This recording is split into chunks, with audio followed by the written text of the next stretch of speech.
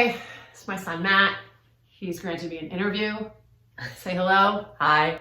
Okay, so I did a video on oppositional defiant disorder.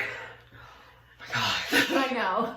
That means basically being angry. I already shared our experience with it and how you have pulled out of that. But I thought if you could be like super open with the audience, if you could share what it felt like when you would get angry. Okay. Probably, it was very short-tempered. It felt like it wasn't like controllable. Like it would just come out. Yeah. Like you couldn't just like be like, oh, don't get angry. Okay, I won't. It was more just like uncontrollable. Like it just happened. Yeah. And how would it feel when you were at school? Well, like, school was a different story. I would more do something that we call shutting down. I just wouldn't talk. I'd almost just like zone out and just not pay attention. Yeah. And that was probably safe for you though, right? Because it meant that you wouldn't lash out at somebody. You wouldn't say the wrong thing, Yeah. right? Yeah. So during this time, I was explaining to them that I would always kind of honestly just yell at you, right? Your siblings would just yell at you. And how would it ever help? No, it doesn't.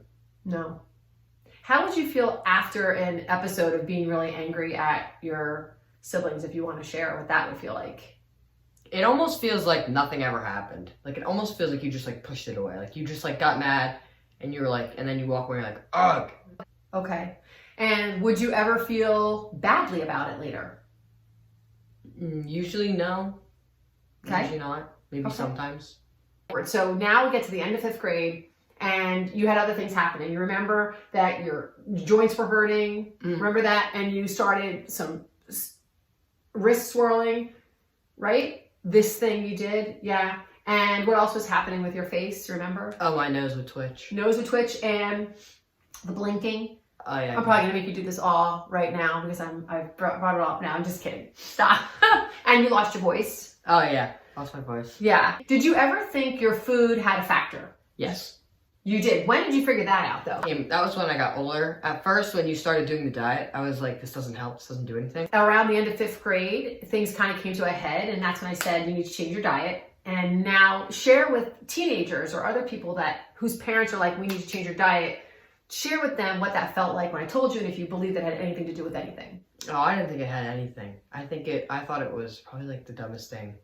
Yeah. Ever. Like it didn't even make, like when you think about it, at least a teen, one, they don't want to do it, so they make it sound like it doesn't make sense. You try your best to make it like, doesn't make sense. How could that help? Yeah. But in reality, over time. So when did you notice that? I know for me, I noticed you were a different person like within the week. I don't know if you remember back then when we first did it. What is your memory from that? Probably in, I'd say, probably within like the 2nd or 3rd week, I noticed. Of course, you'd always ask me. And like, I'd agree, but sometimes I just didn't want to agree. Like Yeah. I knew it was helping, but like I just didn't like it, so I did. Yeah, and talk to me about that. How restrictive was it? Be honest. Very restrictive. I Yeah, hated it. you hated it. So let's fast forward. I added the supplements, right? We saw these great changes. We also did an extra year of 7th grade. Get him up there. Okay. Added some supplements, we changed your diet. So there was still a part of you tell me if I'm wrong, that you had still a way of reacting, like habits of reacting. So you would be more quick to be what? If something didn't go your way, what would you be more quick to still Get mad. Yeah. Would you say that that's changed over these last months, or what would you say? Yeah, I'd say it's definitely changed. Now, I think this is the part where I'm looking for kudos for your mother, but what also changed in our house in the way that I spoke to you?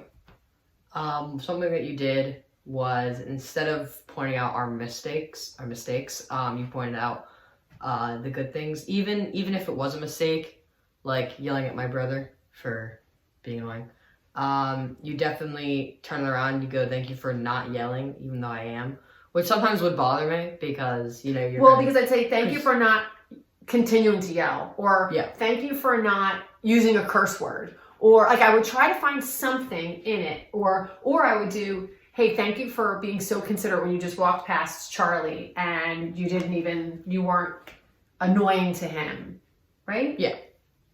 Who do you think you are now? Do you think you're mean or kind? Kind. You are kind.